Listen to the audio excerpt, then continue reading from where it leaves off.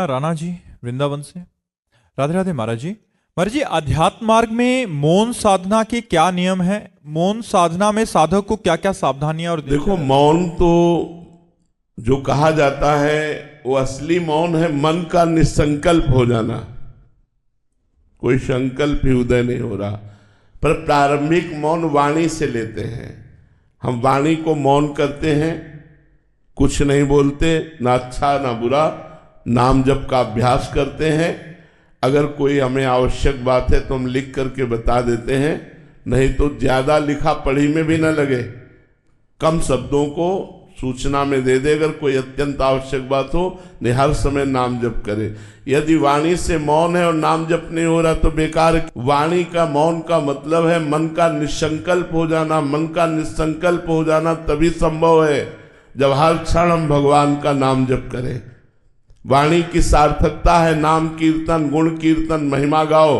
अगर मौन हो तो निरंतर नाम जप करो, तभी मौन सार्थक है। केवल मौन हो गए और नाम जप नहीं कर रहे तो ऐसे भगवत प्राप्ति नहीं होती।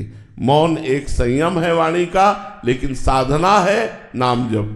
अगर वाणी से नाम जप रूपी साधना नहीं हो रही तो मौन मिथ्या है, वो बेकार है। महाराज जी, जो साधक के हृदय में वाणी का वेग आता है उसको महाराज जी साधक कैसे? नाम कीर्तन के द्वारा, नाम जप के द्वारा। नाम जप, नाम कीर्तन के द्वारा रुचि ही नहीं होगी बोलने की। आप जप करके तो देखो, जब आपके पाप नष्ट हो जाएंगे तो आपकी ऐसी रुचि नाम जप में होगी कि किसी से बात करने की रुचि ही नहीं होगी, मन ही नहीं करेगा किसी से बात करे।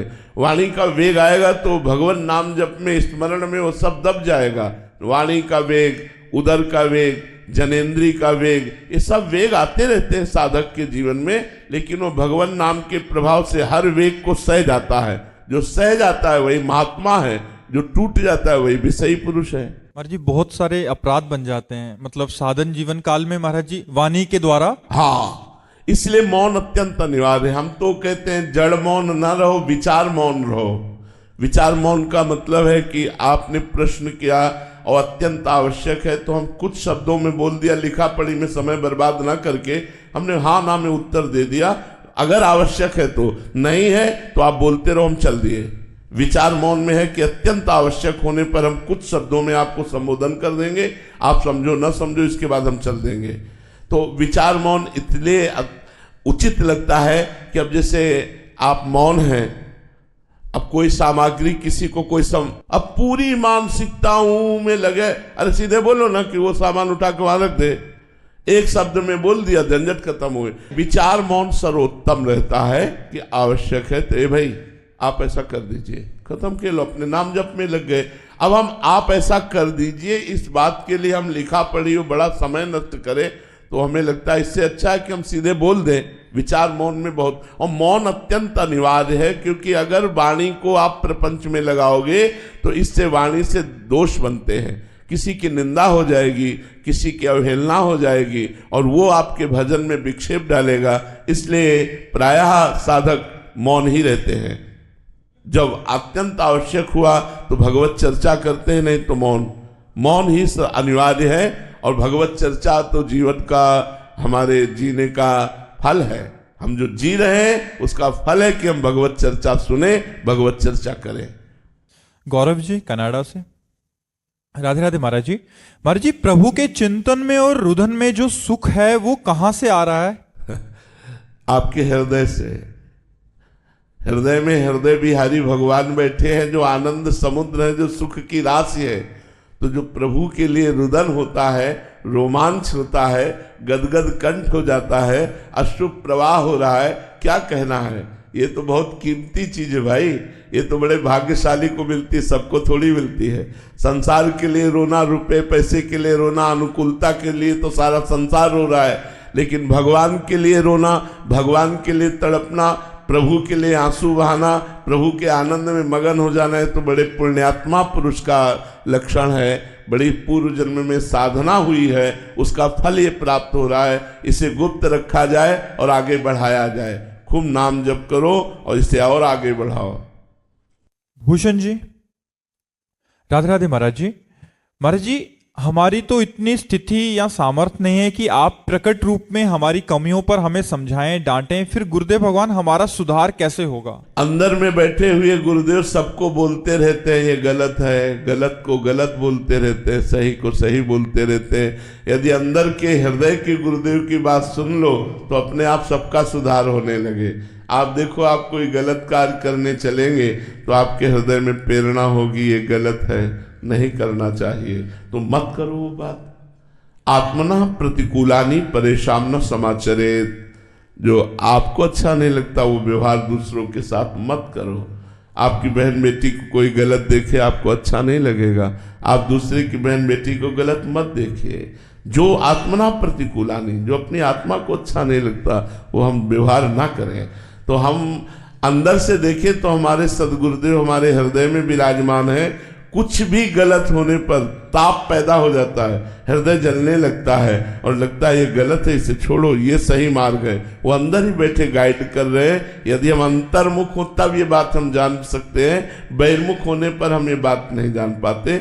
अंतर्मुख हो तो अपने गुरुदेव हृदय में ही बैठे हैं।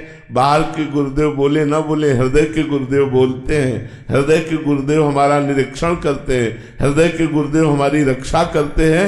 यदि मैं हृदयस्थ गुरुदेव को पहचान लूं तो वो सर्वत्र व्याप्त है। अखंड मंडलाकारम व्याप्तमेन चराचरम तत्पदम दर्शितमेन तस्मै श्री गुरुवे नमः। जो चर अचर में व्याप्त गुरुदेव हैं वो यहाँ विराजमान है। वही हमें अपने शासन में लेकर के जीवन मुक्त कर देते हैं यदि हम उनकी आज्ञा का पालन करें तो। पर सबको आदेश करते हैं। बहिर्मुख होने के कारण कोई सुन नहीं पाता और कोई सुन पाता है तो अवज्ञा कर देता है। जब फंस जाता है तब कहता है यार मेरे मन में बात आई थी लेकिन मैंने माना नहीं। वो गुरुदेव की ही बात है। काव्या जी देहरादून से, महाराज जी श्री जी के पूर्ण आश्रित कैसे हुआ जाता है? श्री जी के भक्तों का संग करो, भक्तों के पावन चरित्र पढ़ो, भगवान के धामों की यात्रा करो, नाम जप करो, भगवान के लीला चरित्रों का श्रवण कथन करो। इसी से हृदय पवित्र होगा और अहंकार जैसे जैसे मलिन अहंकार पवित्र होता जाएगा वैसे वैसे भगवान की शरणागति होती जाएगी। शरणागत को चाहिए कि ये अभ्यास करे कि भगवान से अलग हमारा समय बिल्कुल व्यतीत न हो। भगवान के साथ कभी हम नाम जप कर रहे हैं, कभी नाम कीर्तन कर रहे हैं, कभी वाणी गायन कर रहे हैं, कभी भगवान की कथा सुन रहे हैं, कभी भगवान की कथा कर रहे हैं। ऐसे ऐसे मच्चित्ता मदगत प्राणा बोधयंता परस्परम कथयंत च माम नित्यम तुष्यंत च रमंत च। मच्चित्ता, मेरे में चित्त लगाने वाला। मदगत प्राणा, प्राणों का कार्य है श्वास। हर श्वास में नाम जप, ये मदगत प्राणा हो जाता है। प्राण भगवान को समर्पित हो रहे हैं। एक एक श्वास भगवान के नाम जप में जा रही तो हमारे प्राण समर्पित हो रहे हैं। और जब हम बात करें तो भगवत चर्चा की बात करें, उसी में हम तुष्यंति च रमंति च, उसी में संतुष्ट रहें, उसी में रमण करें। तेसाम सतत युक्ता नाम भजताम प्रीति पूर्वकम, जो मेरा प्रेम पूर्वक भजन करता है, ददामि बुद्धि योगम तम येन माम उपयांति ते, मैं उसे बुद्धि योग प्रदान कर देता हूँ। योग माने होता है जुड़ना। हमारी बुद्धि भगवान में समर्पित हो गई, जुड़ गई, यही शरणागति है। भगवान में मन और बुद्धि स्थित हो गई तो हर समय हम भगवान में ही रहते हैं। मय्येव मन आधत्स्व मयि बुद्धिम निवेशय निवस्य मय्येव अत ऊर्ध्वम न संशया। यदि तू अपना मन बुद्धि मेरे में लगा देगा तो तू मेरे में ही निवास करेगा, इसमें कोई संशय नहीं। इसलिए हम भगवान का नाम जप करें, नाम कीर्तन करें, भक्तों के चरित्र पढ़ें, भगवान की लीला कथा सुने, ठाकुर सेवा करें, समाज सेवा करें। अपना जो कर्तव्य है वो कर्तव्य कर्म भगवान को करके समर्पित करें। इससे शरणागति पुष्ट हो जाएगी। महाराज जी आपने अभी कहा कि अहंकार गलित होगा धीरे धीरे। महाराज जी उस अहंकार गलित होने की यात्रा क्या ये है कि धीरे धीरे जो अनायास ही हम विक्षेप आ रहे हैं साधक के जीवन में, फिर उस विक्षेप के बाद जलन हो रही है, तो धीरे धीरे वो उसकी यात्रा का महाराज जी विधान क्या है? जैसे जैसे अहंकार गलित होगा वैसे वैसे कर्ता और भोक्ता भाव खत्म होता जाएगा। मेरे भगवान बुलवा रहे हैं तो मैं बोल रहा हूं। मेरे भगवान आज वृंदावन लाए, मुझे सत्संग में बैठाला, सुनवाया तो सुन रहा हूं। मेरी सामर्थ्य कहाँ मैं आ सकता। मेरे भगवान मुझसे वृंदावन की परिक्रमा दिलवा रहे हैं, मेरे भगवान मुझसे समाज की सेवा करवा रहे हैं, मेरे भगवान कर, वो बार बार प्रभु की इच्छा से ऐसा हो रहा है, मैं बिल्कुल नहीं कर रहा हूं, मेरे भगवान करवा रहे हैं, ऐसा सत कार्यों के लिए। और जब गलत कार्य हो जाए तो अपने को देखे, गुण तुम्हार समुझे निज दोषा, जे सब भांति तुम्हार भरोसा। जो पूर्ण रूप से सब तरह से भगवान के आश्रित रहता है और गुण हो तो भगवान करवा रहे हैं, और दोष हो गए तो मेरी गलती है, मैं इसे सुधार करूंगा, ऐसे जो चलता है उसका अहंकार धीरे धीरे गलित हो जाता है। अमित जी और